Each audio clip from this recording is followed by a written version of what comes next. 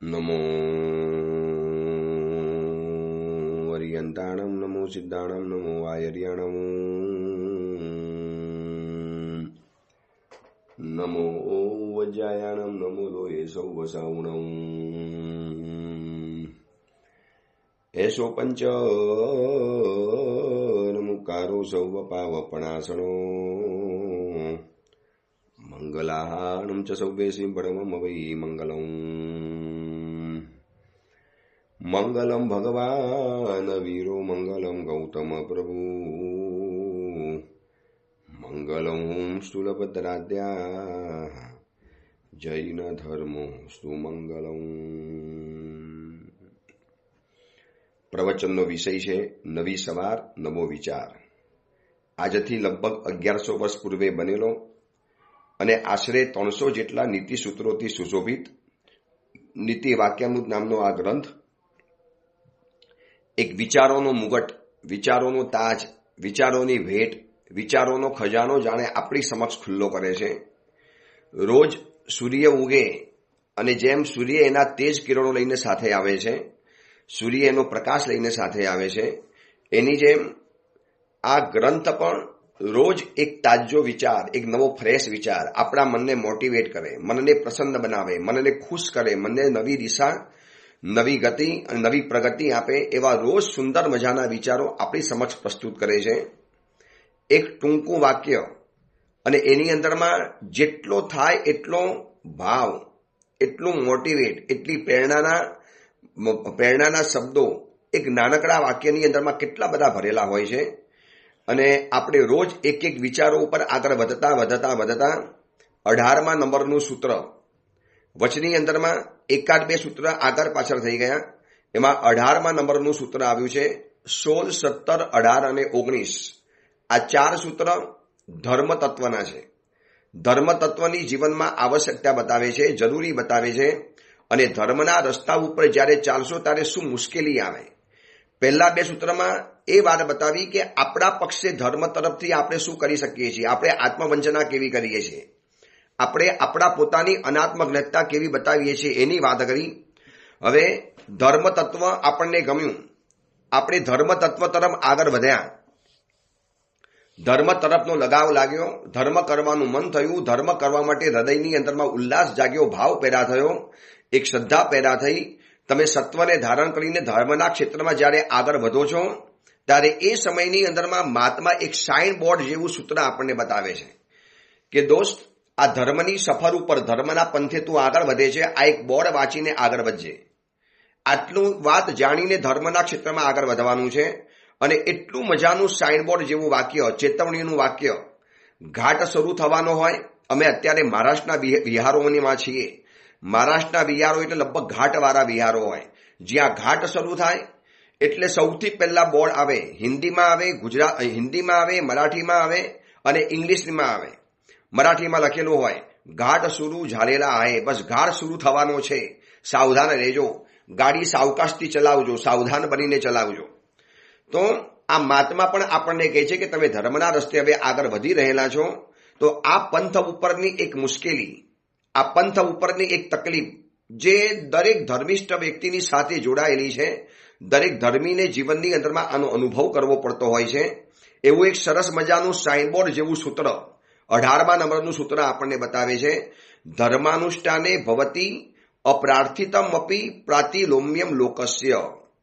ધર્માનુષ્ઠાને ભવતી અપ્રાર્થિતમપી પ્રાતિલોમ્યમ લોકસ્ય. એટલું અદ્ભુત આ સૂત્ર બતાવ્યું છે, એટલી ગંભીર વાત, એટલું સરસ મજાનું સૂચના જેવું બોર્ડ, સાઇન બોર્ડ. અગર આ બોર્ડ આપણે ન જાણીએ અને ધર્મના રસ્તે જઈએ તો ક્યારેક પીછેહટ કરવાનું થઈ જાય, ક્યારેક પાછળ પડી જઈએ, આપણે ક્યારેક મૂંઝાઈ જઈએ. આવું કેમ? હું ધર્મ કરવા જઉં છું અને છતાં પણ આવું થાય છે. બસ મહાત્મા ચેતવે છે કે આવું થશે, ધર્મના પંથે આગળ વધશો એટલે આવું થવાનું છે. સંસ્કૃતની અંદરમાં હું સૂત્ર બોલ્યો, એનું ગુજરાતી અર્થ કરું છું. ધર્મ તમે કરવા માટે જશો એટલે તમારો વિરોધ થવાનો. લોકો વગર કહે તમને વિરોધની અંદરમાં જોડાઈ જવાના. ધર્મના અનુષ્ઠાનમાં વગર આમંત્રણે, અહીંયા સૌથી મહત્વનો શબ્દ છે અપ્રાર્થિતમપી. અપ્રાર્થિત એટલે તમે એને કીધું નહીં હોય, તમે એને કહેવા પણ નથી ગયા કે હું ધર્મના રસ્તે આગળ વધું છું. બસ તમને પૂજા કરતા જોયા, સામાયિક કરતા જોયા, પ્રવચનમાં આવતા જતા જોયા, તપસ્યા કરતા જોયા, દાન દક્ષિણા કરતા જોયા, લાખો રૂપિયાના ચડાવવા બોલતા જોયા. તમે કોઈ ગુરુ ભગવાન સાથે વિહારમાં જોડાયેલા જોયા, વારંવાર તમે ગુરુ ભગવાન પાસે વંદન કરવા જતા ગયા. તમે તમારો યુવાન દીકરો કે યુવાન દીકરી કોઈ ગુરુ કે સાધ્વીજી ભગવતની સાથે સત્સંગની અંદરમાં ગઈ, વિહારમાં ગયા, વધુ પડતું સાધુ સાધ્વી સાથે નિકટની અંદરમાં આવ્યા ગયા. એટલે જોજો, તમને વગર કહે, તમારા વગર આમંત્રણે, તમને વગર પૂછે લોકો સલાહ આપવા માટે આવશે. પ્રાતિલોમ્યમ એટલે લોકો તમારા વિરોધની અંદરમાં આવીને ઉભા રહી જવાના. ધર્મનું અનુષ્ઠાન શરૂ કરશો એટલે અપ્રાર્થિતમ અપી, તમારા વગર કહે, તમને વગર કહે, તમારા વગર બોલાવે, તમારા વગર કહે લોકો વિરોધની અંદરમાં આવીને ઉભા રહી જવાના. હું તમને આના દ્રષ્ટાંતો ખૂબ બતાવીશ. આને આપણે 2-3 દિવસ વિચારણા કરવી છે. એટલું ગંભીર આ સૂત્ર છે. 1100 વર્ષ પૂર્વે આ મહાત્મા આપણને આવું સાઇનબોર્ડ બતાવીને ગયા છે અને આજની તારીખમાં આ જ જોવા માટે મળે છે. વર્તમાનમાં પણ તમે વિચારી શકો છો, 1100 વર્ષ પહેલા, એટલે કે કેટલા યુગ પહેલા આ મહાત્મા ચેતવણી આપીને ગયા છે કે ધર્મના રસ્તે તમે જ્યારે આગળ વધશો, ધર્માનુષ્ઠાને ભવતી અપ્રાર્થિતમપી પ્રાતિલોમ્યમ લોકસ્ય. પ્રાતિલોમ્યમ એટલે તમારા વિરોધમાં ઉભા થઈ જવાનું, તમને પ્રતિકૂળ બની જવાના, તમે જાણે દુશ્મન બની જવાના, તમે જાણે કે બહુ ખોટું કરો છો, બહુ મોટો તમે ગંભીર અપરાધ કરો છો, એવા તમે બની જવાના. તમે હોટલમાં જશો, રાત્રિ ભોજન કરશો, ડિસ્કોની અંદરમાં જશો, પાર્ટીઓમાં જશો, બિયર બારમાં જશો, તમે ગોવાની અંદરમાં બીચ ઉપર જશો, ગોવાના કોઈ કેસિનોની અંદરમાં જશો, તમે વિશ્વની અંદરમાં પાપના સ્થાનમાં ફરવા માટે જશો, પાપો કરવા જશો, કોઈ તમારો વિરોધ કરવા ઉભા નહીં થાય. કોઈ કહેતા કોઈ કહેવા નહીં આવે, ક્યાં કર રહે હો, मानव भाव को बर्बाद कर रहे हो, मानव भाव को बिगाड़ रहे हो, कोई तमने कहवा नहीं आवे. मगर जैसे आप धर्म के अनुष्ठान पे चलने का एक रस्ता चुना, चलना शुरू करा, मानो तमे तमारा नानकड़ा दीकराने કોઈ ગુરુ ભગવાન પાસે સ્કૂલ છોડાવી અને એને ગુરુકુલ વાસની અંદરમાં મૂકવા માટે ગયા. ચલો, સારા ગુરુ છે, દીકરો પણ મારો હોનહાર છે, એની કુંડલી વગેરે ગુરુ ભગવંતે જોઈ છે, જન્મ પત્રિકા, બહુ સારા ગ્રહ યોગો છે, આવતીકાલે બહુ ઉત્તમ સાધુ બની શકે એમ છે અને શાસનનો એક આધાર સ્તંભ, શાસનનો દીપક, શાસનનો કુલ દીપક બની શકે એમ છે. અને તમારે મનમાં થયું કે ચલો 2 દીકરા છે, એક દીકરો શાસનના ચરણોની અંદરમાં ભેટ આપી દઈએ અને જેવી ખબર પડશે ને એટલે માસા, માસી, મામા, ફઈ, ફુવા, દૂરના સંબંધીઓ જે આમ તમને ક્યારે રસ્તામાં ભાવ પણ નહીં પૂછે, સ્માઇલ પણ નહીં આપે અને તરત જ તમારા વિરોધમાં આવી જવાના. કેમ ભાઈ, નાની ઉંમરે મૂકી દીધો, હજી એને સંસાર ક્યાં જોયો છે, હજી એને તમે બહુ જલ્દબાજી કરી લીધી, આ જમાનામાં આવી ઉતાવળ નથી કરવા જેવી, બાલ દીક્ષાઓ નથી આપવા જેવી, પણ તમે એને પૂછ્યું પણ નથી, તમે એને સલાહ માંગવા નથી ગયા, પણ શબ્દ મૂક્યો છે ને અપ્રાર્થિતમ અપી, વગર માગે, વગર પૂછે, વગર જેને કહે ને ગુજરાતીમાં હિન્દીમાં કહેવાય છે બિન બુલાએ મહેમાન કી તરહ. જેવું તમે ધર્મનું આચરણ કરશો એટલે બિન બુલાએ મહેમાન કી તરહ આવા ઘણા લોકો તમારી આજુબાજુની અંદરમાં આવી જવાના. તમને પૂછવા પણ નહીં રહે, તમને ગમશે કે નહીં ગમે એની પરવા પણ નહીં કરે અને તરત જ કહેવા માટે મારશે. આજે અમારી પાસે ઘણા યુવા દીકરા દીકરીઓ જ્યારે જોડાય, કોઈ સાધ્વીજી ભગવાનની પાસે યુવાન દીકરી વિહારોની અંદરમાં જોડાય એટલે ચારે બાજુથી એના મમ્મી ઉપર ફોન જાય, શું કર્યું તમે, આવી રીતે વિહારમાં મોકલી આપી, માસેફ સાથે મોકલી આપી, શું દીક્ષા લેવાની ભાવના છે? અને પછી એ દીકરી કે દીકરો જ્યારે પણ મળે ને, ઓહો મુમુક્ષુનો જય થાવ, જો આ મુમુક્ષુ પધાર્યા, જાણે ટોન્ટ મારતા હોય, મજાક મસ્કરી કરતા હોય. આના કારણે ઘણા યુવા દીકરા દીકરીઓ ગુરુ ભગવાન પાસે આવતા ડરે છે. બોલો, સાધુ પાસે આવતા શરમ, સાધુ પાસે આવતા ડર, ધર્મ ક્ષેત્રની અંદરમાં આવતા બીક લાગે. એ થિયેટરોમાં જાય, ડિસ્કો ડાન્સની અંદરમાં જાય, નવરાત્રીના ગરબાની અંદરમાં જાય, રેવ પાર્ટીઓમાં જાય, ત્યાં કોઈ વિરોધ નહીં કરે, ત્યાં કોઈ મજા મસ્કરી નહીં કરે, ત્યાં કોઈ ટોન્ટ મારવા માટે નહીં આવે. અને ધર્મના ક્ષેત્રની અંદરમાં જ્યાં પ્રવેશ કરવાની અંદરમાં આવે, કોણ જાણે વર્ષોથી આ કલંક લાગેલું છે. અને 1100 વર્ષ પૂર્વે આ ગ્રંથની અંદરમાં આ શબ્દ બતાવીને ગયા છે. મારો ઘરનો શબ્દ તો નથી બતાવતો, હું તમને આખું સૂત્ર બતાવી દીધું કે ધર્માનુષ્ઠાને ભવતી અપ્રાર્થિતમપી પ્રાતિલોમ્યમ લોકસ્ય. લોક એટલે જનસમૂહ, લોક એટલે જે આજનો વર્તમાન જન સમાજ છે. પ્રાતિલોમ્યમ એટલે પ્રતિકૂળ, વિરોધી, તમારાથી વિરોધી બની જશે. અપ્રાર્થિતમપી એટલે તમારા વગર કહે, ભવતી એટલે થશે. અને ધર્માનુષ્ઠાને તમે ધર્મનું અનુષ્ઠાન કરશો એટલે લોકો વગર કહે બિન બોલાએ મહેમાનની જેમ તમારા પ્રતિકૂળ બની જવાના, જાણે તમે એના દુશ્મન બની ગયા. અરે કોઈ યુવાન દીકરો અમારી સાથે જોડાયો હોય અને પછી અમે એના માતા પિતાને વાત કરી કે દીકરો હોનહાર છે, સારો છે, ગંભીર છે, સિરિયસ છે, વૈરાગી છે, ઉત્તમ છે, સંયમ જીવન સ્વીકારવા માટે પાત્ર છે, યોગ્ય જીવ છે, તમે રત્નકુક્ષી માતા પિતા બની શકો એમ છો, તમે વીર માતા પિતા બની શકો એમ છો, તમારા દીકરાના કારણે જીન શાસનનું ભવિષ્ય ઉજ્જવલ બનશે. આવા યુવા દીકરા દીકરીઓ જરૂરી છે. એનાથી આ ધર્મની પરંપરા ચાલી આવી છે. એને સંયમ જીવનનો મન થાય તો અમે ના નહીં પાડતા. બસ આટલી જે વાત કરીને બસ પતી ગયું. ઉપાસેમાં આવવાનું બંધ. દીકરા દીકરીને ઉપાસેમાં આવ્યા નહીં આવવા દેવાના, દૂર કરી લેવાના, બહારગામ ભણવા માટે મૂકી દેવાના અને અમને વંદન નહીં કરવાના અને અમારા માટે પછી કદાચ ઘસાતું બોલવાનું શરૂ કરી લેવાનું. જો સાધુઓને ચેલાઓ બનાવવા છે અને આ સાધુઓને શિષ્યોની ફોજ બનાવી છે, બધાને દીક્ષાઓ આપી દેવી છે અને પછી એવા દુશ્મન જેવો વર્તાવ કરે.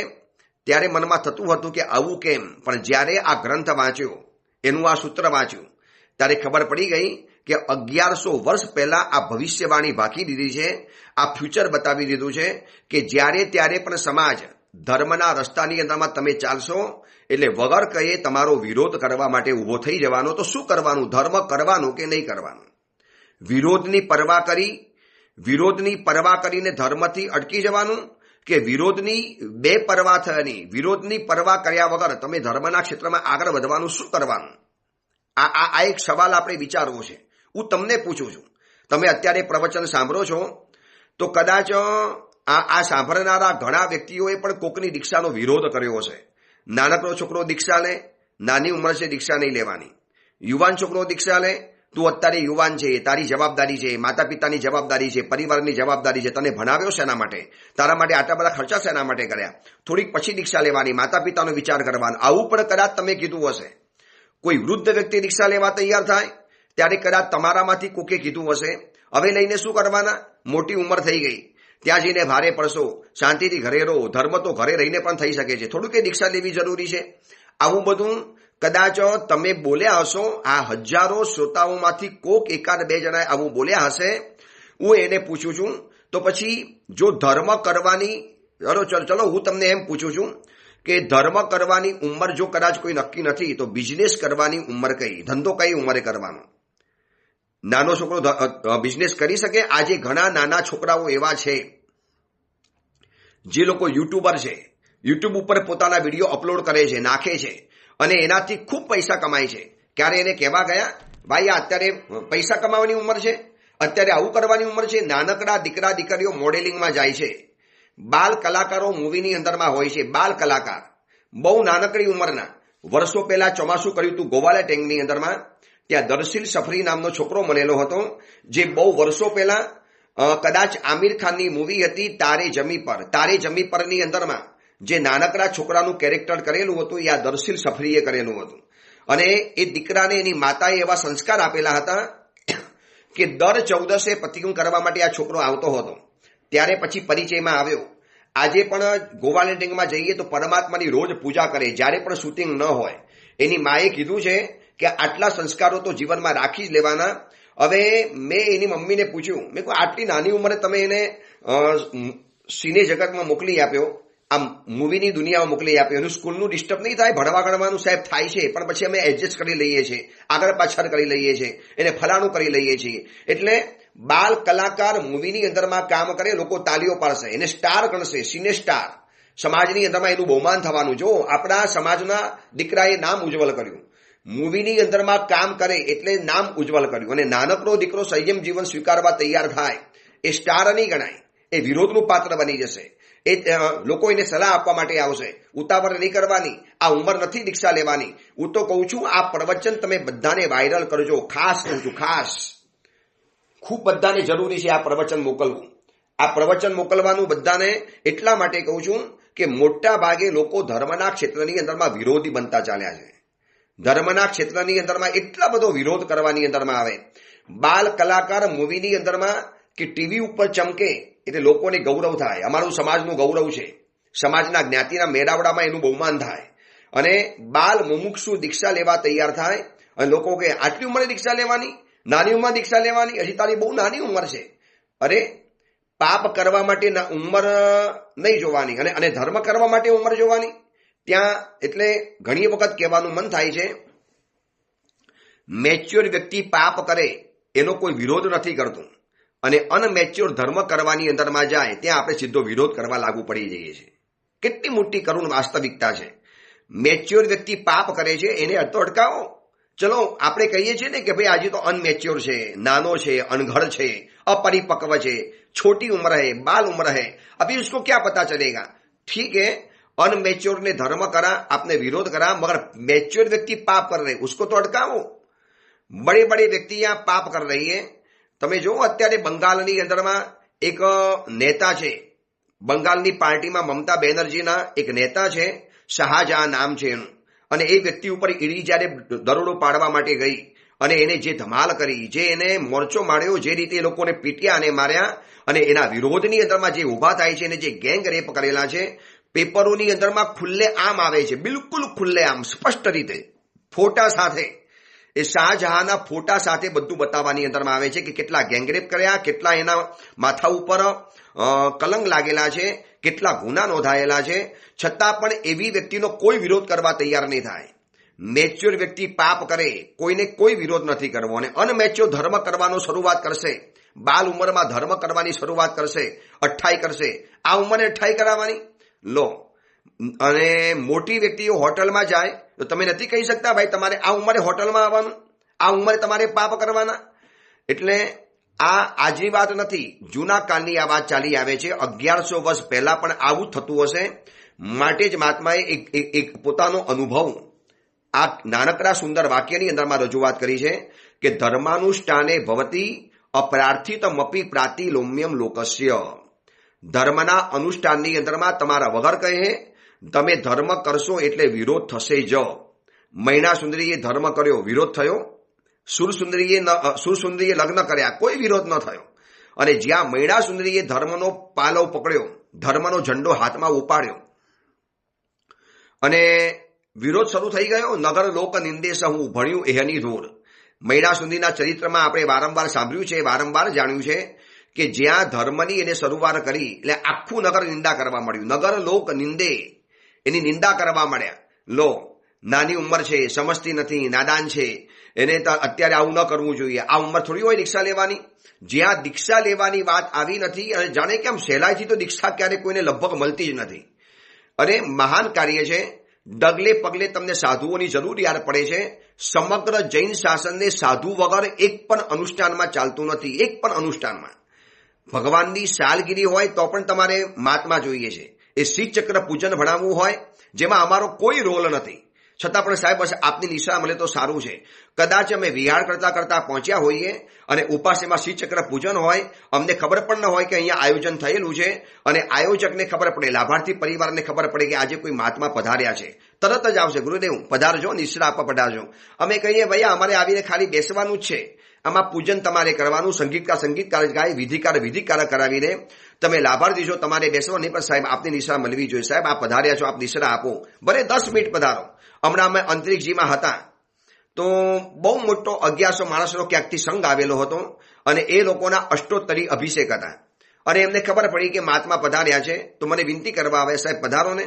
મેં કીધું જો આવી જઈશ, તમારી ભાવના છે, પણ અષ્ટોત્તરીમાં અમારે આવીને ખાલી બેસી અભિષેક તમારે કરવાનો, સંગીતકાર કરશે, તમે અભિષેક કરશો, પણ નહીં સાહેબ આપ 10 મિનિટ પધારો, બસ સાહેબ 5 મિનિટ થોડુંક અમને સમજાવો, પ્રવચન આપો. લઈ પણ ગયા, પ્રવચન અપાવ્યું પણ ખરું. મેં ત્યારે એ જ વિચાર્યું કે ડગલે પગલે સાધુની જરૂરિયાત પડે છે, અને કોઈ સાધુ બનવા તૈયાર થાય એટલે સીધો સૌથી પહેલા વિરોધ કરવાનો. પહેલો જ વિરોધ. કેટલીક દીકરીઓ અમારા સાધ્વીજી ભગવાન સાથે, બેનમાની સાથે વિહારમાં જોડાય. કેટલાક દીકરાઓ અમારી સાથે વિહારોમાં આવે વેકેશનની અંદરમાં, અને થોડુંક વધુ રહી ગયા ને એટલે મમ્મી પપ્પા આવે કે સાહેબ જો અમને તો કોઈ તકલીફ નથી, અને માતા પિતા પ્રમાણિકતાથી કહે છે અમે તો રાજી ખુશી એને મોકલી છે ને, રાજી ખુશીથી મોકલ્યો છે.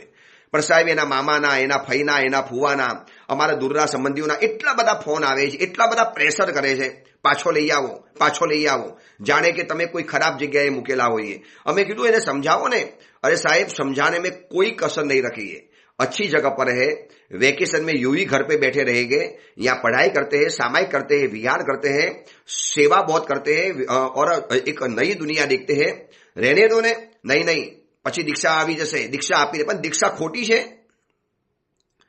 તમારે ચોમાસું કરવું છે, બધી જગ્યાએ પ્રવચનો કરવા છે, પર્યુષણ પર્વની આરાધના કરવી છે, નાનામાં નાની ક્રિયામાં પણ તમારી જો સમણ સમણી ભગવંતની જરૂરિયાત પડે છે, તો પછી એવા સાધુ બને ત્યારે એનો વિરોધ કેમ? ધર્મ કરવાનો વિરોધ કેમ? ધર્મ દ્વારા પુણ્ય બંધાવાનું. આજે જીવનમાં જે પણ કાંઈ પુણ્યનો અનુભવ કરીએ છીએ, એ તો આપણે પહેલા સૂત્રમાં જોયું ને, ધર્મ ફલમ અનુભવતો અપી અધર્માનું સ્થાનમ અનાત્મજ્ઞસ્ય. એ આપણે સૌથી પહેલું સૂત્ર જોયું કે ધર્મનું ફલ બધું જ અનુભવીએ છીએ અને ખબર છે કે જે મળશે ધર્મ દ્વારા મળશે, પણ કોણ જાણે બસ કેટલીક બાબતોમાં વિરોધ ઇનબિલ્ટ બની ગયો છે, જોડાઈ જ ગયો છે. તમે ધર્મના ક્ષેત્રમાં આગળ વધવાના એટલે વિરોધ થવાનો એટલે થવાનું.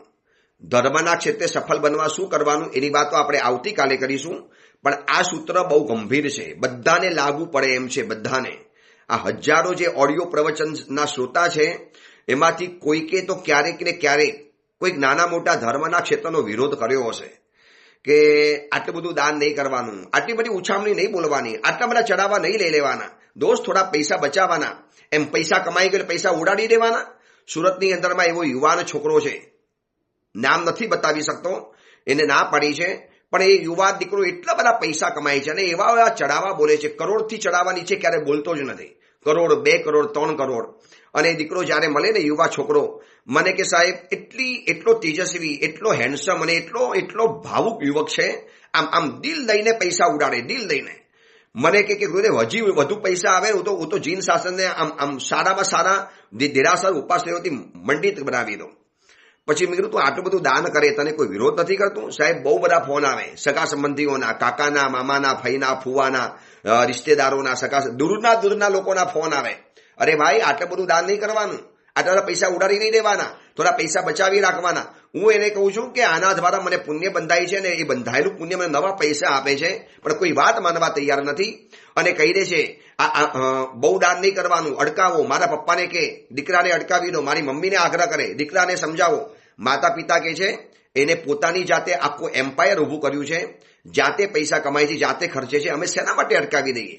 અને એ ખર્ચીને નામ તો અમારું જ કરે છે, માતા પિતાના નામથી ઉપાશ્રય મંડિત બનાવે છે, એમાં અટકાવી કેમ દેવાના? પણ મને એ ખબર નથી પડતી કે કોકને પોતાના પૈસાથી દાન કરે છે, એમાં વિરોધ આપણને કરવાનું મન કેમ થાય? તમારા પડોશની અંદરમાં યોર નેબર, તમારું કોઈ નેબર હોય, પડોશી હોય અને પોતાની કાર પોતાના ખર્ચે પોતાના પેટ્રોલે કાર ફેરવે, તમને કોઈ વાંધો પડે એમાં? તમે એને કહેવા જાઓ આટલું બધું પેટ્રોલ બારે છે, ઓલો કે ભાઈ મારા પૈસા છે, હું તારી પાસે પૈસા માંગવા આવ્યો, મેં તારી પાસે મારી ગાડીમાં પેટ્રોલ નખાવડાવ્યું, મેરા પેટ્રોલ, મેરી ગાડી, મેરા ખર્ચા, મેરા શોખ, મેરી મરજી, મેરી લાઈફ, અને તું વચમાં ડિસ્ટર્બ કરવા કેમ આવી શકે? તો ઓલો કહીને ભાઈ મારો ચડાવો, મારા પૈસા હું કમાયો, મેં મહેનત કરી, મારા માતા પિતા રાજી, એમાં તમને શું તકલીફ પડે છે? તમારા પેટમાં કેમ તેલ રેડાય છે? પણ લોકોની એક કુટેવ છે. અને શું થાય ખબર છે? આ ઓનો વિરોધ થાય ને એટલે પછી લોકો શું કહે, સાહેબ ક્યાં કરું, વર્ષી તપ તો કરવો હતો, પણ એટલા બધા લોકોનો આગ્રહ, લો હજી નવા લગ્ન થયા છે, વર્ષી તપ કરવો છે, થોડું ઘરનું ધ્યાન રાખો, ઘરનું ધ્યાન. હવે પોતાને કશું કરવું નહીં અને બીજાને સલાહ સૂચના આપ્યા કરવી. તમારી પીઠ ઠાબડે, ધર્મના ક્ષેત્રમાં આગળ વધો અને પીઠ ઠાબડે એવી વ્યક્તિ તો તમને બહુ ઓછી, રેર કક્ષામાં જોવા માટે મળશે, બહુ રેર, બહુ જૂજ અને જલ્દી જોવા માટે મળશે. તમારી પીઠ ઠાબડે. દોસ્ત धन्यवाद, आगे बढ़ो, इससे भी आगे जाना है, कोई चिंता मत करो, कोई भी हेल्प चाहिए तो मैं बैठा हूं, यही धर्म काम आने वाला है. दोस्त जीवन में आगे बढ़ना, बिल्कुल मुंझाना मत. આવી રીતે તમને પુશઅપ કરે, મોટિવેટ કરે એવા તો જીવો લગભગ ઓછા માટે મળવાના. માટે જ 1100 વર્ષ પહેલા મહાત્મા કહીને ગયા છે કે ધર્માનુષ્ઠાને ભવતી અપ્રાર્થિતમપી પ્રાતિલોમ્યમ લોકસ્ય. ધર્માનુષ્ઠાનમાં વગર કહે, અપ્રાર્થિત એટલે બિન બોલાએ મહેમાન કી તરહ. તમે એને પૂછ્યું નથી, તમે એને પૂછવા માટે નથી ગયા અને વગર માગે સીધો ધમકી પડશે, ફોન આવશે એનો, भाई यहाँ सुना है आजकल तुम्हारा बेटा बहुत धर्म करने लगा है, महात्मा के पास जा रहा है, देखो બધું આવું ત્યાં ચાલે છે, અટકાવી દો, નથી આગળ વધવા જેવું, નથી મોકલવા જેવું. આવું બધું ઘણું બધું વિરોધમાં થાય. મારા પિતાજી મા સાહેબ જયારે પૂરા પરિવાર સાથે દીક્ષા લેવાના હતા, તમે જાણ્યું ને પ્રવચન, પરમ દિવસે મેં પ્રવચન આપ્યું, એમાં એટલા બધા લોકોનો વિરોધ, આટલી નાની ઉંમરે દીકરાઓને દીક્ષા ના અપાય, આવી રીતે ન કરી શકાય, પછી નહીં ફાવે તો પાછા આવી જશે તો ફલાણું થશે તો આમ થશે તો. અરે પિતાજી કે મારા દીકરા છે, મને વિશ્વાસ છે, મારા ગુરુ ભગવાન છે, મારું ફેમિલી છે અને એનું નક્કી મારે કરવાનું, એમાં તમે વચમાં કેમ આવી જાઓ છો? તમારી દીક્ષા લેવી તો લેવી, તો ન લેવી તમે જાણો. તમને કોણ આગ્રહ કરે તમે દીક્ષા લઈ લો? પણ કોઈક લેવા તૈયાર થાય તો આટલો બધો વિરોધ કેમ? આટલી બધી એલર્જી કેમ? કોણ જાણે ધર્મના ક્ષેત્રમાં લોકોને એલર્જી જોડાઈ ગઈ છે. બસ વધુ પડતો તમે ધર્મ કર્યો નથી અને એ તમારા વિરોધની અંદરમાં આવ્યા વગર રહ્યા નથી. તો શું કરવાનું? ધર્મ કરવાનો કે નહીં કરવાનો? વિરોધ તો લોકો કરવાના એટલે કરવાના. યુવાન દીકરી હશે, રાત્રિ ભોજન નહીં કરે, રોજ પરમાત્માની પૂજા કરશે. યુવાન દીકરો છે, રોજ પ્રવચનોમાં જશે એટલે કહેશે બેટા ધંધામાં ધ્યાન આપો. આ બધું તો પછી ઉંમરમાં પણ થઈ શકે, અત્યારે આટલું બધું ન કરી શકાય. એના પિતાજીને કહેશે દીકરાને કહી દો થોડું દુકાને વહેલો જાય. આ બધું તમારે કરવાનું, દીકરાને આ બધું કરાવવાનું. લો, યુવાન ઉંમરે પાપ કરે એટલે દીકરો કરી શકે. રાતના 12 વાગ્યા સુધી, 2 વાગ્યા સુધી પૂરી રાત બહાર ભટકે નવરાત્રીના ગરબા માટે તો ચાલે, પણ રાતના ઉપાશ્રયમાં દીકરા દીકરીઓ સાધુ સાધ્વીજીની પાસે રહે એ ન ચાલે. ત્યાં તમારો વિરોધ, ત્યાં લોકો વિરોધ નોંધાવે. અને આ આજની વાત નથી, વર્ષોથી આ વાત ચાલે છે. તો એમાંથી રસ્તો શું કરવાનો? એમાં એક જ કામ છે, તમારે દુકાન બંધ કરી દેવાની. દુકાન એટલે 2 કાન. લોકો ભલે બોલ્યા કરે, તમને વિશ્વાસ હોય તમે સાચા રસ્તે છો, તમને કોઈ ગીતાર્થ ગુરુ ભગવંતે તમારા આ કાર્ય ઉપર સાઇન કરી આપી, એનું અપ્રુવલ તમને મળી ગયું, એમની મંજૂરી તમને મળી ગઈ, જેને કહે ને બિલ્ડિંગની ભાષામાં એનઓસી, તમને એની એનઓસી મળી ગઈ. હા ભાઈ તમે બહુ સાચા રસ્તે છો, યુ આર કરેક્ટ માર્ગ ઉપર છો, તમે બહુ સારા છો, વ્યવસ્થિત ચાલો છો, આગળ વધો, કોઈ ચિંતા નહીં કરવાની. આવા કોઈ ગુરુ ભગવાનનું અપ્રુવલ મળી ગયું, તમને દિલમાં વિશ્વાસ પેદા થઈ ગયો, તમને મનની અંદરમાં સેટિસ્ફેક્શન છે, તમને મનની અંદરમાં સંપૂર્ણ વિશ્વાસ છે, તો દુનિયાની પરવા કર્યા વગર એનાથી 2 પરવા બની, 2 ખબર બની, 2 ફિકર બની, નિશ્ચિંત બની અને એક જાતના તમે આમ છે ને સાચું કહું તો એક જાતના બિલકુલ બેશરમ બનીને, નફ્ફટ બનીને. એને જો ધર્મનો વિરોધ કરવામાં શરમ નથી નડતી તો આપણે એના ધર્મના વિરોધને સાંભળવામાં પણ આપણે બહુ શરમ વચમાં લાવવાની નહીં, બિલકુલ નહીં લાવવાની. ઉત્તમ ગુરુ ભગવંતે તમને માર્ગદર્શન આપ્યું છે કે આ રસ્તો તમારો બરોબર છે, આ ઉંમરે આટલો ધર્મ કરી શકાય. મહાન કોઈ ગીતાર્થ ગચ્છાધિપતિ ભગવાને તમારા ધર્મ ઉપર સાઇન કરી આપી, પછી આનાથી વધારે શું જોઈએ છે? એક ફાઇલ ઉપર સીએની સાઇન થઈ જાય એટલે ફાઇલ પણ જો પસાર થતી હોય છે તો કોઈ ગીતાર્થ ગુરુ ભગવંતની ઉપર સાઇન થઈ ગઈ, યુ આર કરેક્ટ, તમે આગળ વધો, બરોબર છે, તમે આગળ નીકળી જાઓ, પછી કોઈ ચિંતા નહીં કરવાની. દુનિયા ભલે વિરોધ કરે, દુનિયા ભલે બ્યુગલ ફૂંકે, દુનિયા ભલે તમારા રસ્તા ઉપર આવીને તમને એવા કાલા ઝંડા બતાવે વિરોધના, કોઈ પરવા કર્યા વગર દીકરા દીકરીઓને સંસ્કારના માગે આગળ વધારવાના. આજે એવી ઘણી મમ્મીઓની ફરિયાદ છે મારી પાસે, એવી કેટલી મમ્મીઓને જાણું છું જે દીકરાઓને પૂજાના કપડાં પહેરાવીને દેરાસરમાં લઈ જાય, સાથે બેગની અંદરમાં સ્કૂલના કપડાં લઈ જાય અને એ દેરાસરની કોઈ ચેન્જિંગ રૂમમાં દીકરાને પૂજાના કપડાં બદલાવે, સ્કૂલના કપડાં પહેરાવે અને ત્યાંથી સીધો દીકરાને સ્કૂલની અંદરમાં રવાના કરે અને પછી મમ્મી એના કપડાં લઈને ઘરની અંદરમાં આવે અને ઘણા કે આટલો બધો ધર્મ કરાવવાનો, પરાને કરાવવાનો, છોકરાને થોડો વહેલો ઉઠાડી દેવાનો. લો, સ્કૂલ માટે વહેલા ઉઠે એ ચાલે, હજી આનાથી વધુ સ્કૂલનો સમય વહેલો થઈ જાય ને તો ચાલી જાય. ત્યાં કોઈ સ્કૂલમાં કહેવા નહીં જાય દીકરાઓને આટલા બધા વહેલા બોલાવી લો છો, આટલા વહેલા ઉઠાડી લો છો. અને જ્યાં ધર્મના ક્ષેત્ર માટે કઈ દીકરાને વહેલો ઉઠાડ્યો એટલે પરિવારજનો એ મમ્મીઓ કહે છે કે મારા સાહેબ પતિ ખુદ મારા સ્વામીનાથ, મારા હસબન્ડ વિરોધ કરે છે.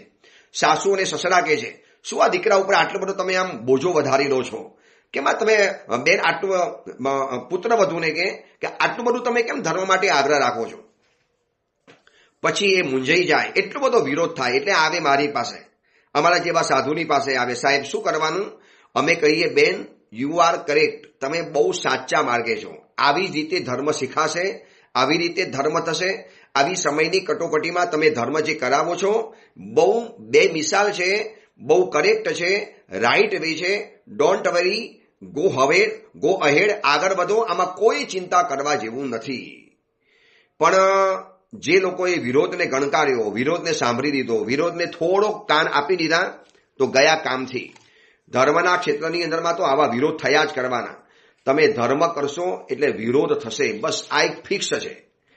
પાણી પડે એટલે જેમ શરીર ભીનું થાય એમ તમે ધર્મની શરૂઆત કરશો એટલે વિરોધ થવાનું એટલે થવાનું. હવે શું કરવાનું? ધર્મના ક્ષેત્રે સફળ બનવું હોય ટક્યા રહેવું હોય, વિરોધની વચની અંદરમાં પણ, વિરોધના ઝંઝાવાતના વચમાં પણ જો ટક્યા રહેવું હોય તો શું કરવું જોઈએ એની વાત આપણે આવતીકાલે વિચારીશું. પણ આ ગંભીર સૂત્ર છે. ખાસ તમારા મિત્રોને, સ્વજનોને, સ્નેહીઓને, જે આવા બુદ્ધિજીવીઓ હોય, જેના મગજની અંદરમાં આવા બધા ફાંકા અને રાઈ ભરાયેલી હોય, જે આવા બધા બુદ્ધિની બદમાશી કરતા હોય, બુદ્ધિનો વ્યભિચાર કરતા હોય, આવા ધર્મના વિરોધના બ્યુગોલો ફૂંકતા હોય, એવા લોકોને આ પ્રવચન મોકલજો કે શાંતિથી સાંભળો, 2 ઘડી સાંભળીને પછી નિર્ણય કરજો. તમારે ધર્મ ન કરવો હોય તો તમે જાણો, પણ કોઈ ધર્મ કરે છે એને અટકાવો નહીં, એનો વિરોધ નહીં કરો, એના વચમાં રોડા નહીં નાખો, એના વચમાં અંતરાયો ઊભા નહીં કરો, તમે એના માતા પિતાને કાન ભંભેરણી નહીં કરો, તમે એના માતા પિતાને પ્રેશર નહીં લાવો. આ બધું આપણે નથી કરવા જેવું. આ કરવાથી આપણે જ આવતીકાલે ધર્મનો અંતરાય ઊભો કરીશું. એ અંગેના કેટલાક દ્રષ્ટાંતો છે, કેટલીક બાબતો છે, ખરેખર જાણવા જેવી બાબત છે. પણ આ પ્રવચન આજે અને આવતીકાલે સાંભળ્યા પછી મનોમન એક નિયમ લઈ લેજો, મનોમન એક સંકલ્પ કરી લેજો કે ધર્મ થશે તો હું કરીશ, હું કદાચ નથી કરી શકતો તો મારે ધર્મના વિરોધમાં તો ઊભા નથી રહેવું, મારે ધર્મનો વિરોધ તો નથી જ કરવો, મારે ધર્મના ક્ષેત્રની અંદરમાં અંતરાય તો નથી જ ઊભા જ કરવા. શું કામ હું ધર્મના ક્ષેત્રની દુનિયાનો વિરોધ કરું? આટલો મોટો મજાનો ધર્મ, કરોડો વર્ષોની પરંપરાથી ચાલી આવેલો ધર્મ, શ્રમણ ધર્મ, શાવક ધર્મ, દાન ધર્મ, તપ ધર્મ, શીલ ધર્મ, એ બધાનો વિરોધ મારે શેના માટે કરવાનો? અનંત તીર્થંકરોની આસાત્તાનું પાપ લાગે છે. એ અંગેની વાત, આ વિરોધ કરવાથી શું આસાત્તાનું પાપ લાગે, શું એના નતીજા આવે છે, એની વાત આપણે આવતીકાલે કરીશું. એ જ મંગલ કામના, મંગલ ભાવના. જીનાગના વિરુદ્ધ કાંઈ પણ બોલાયું હોય તો મિચ્છામી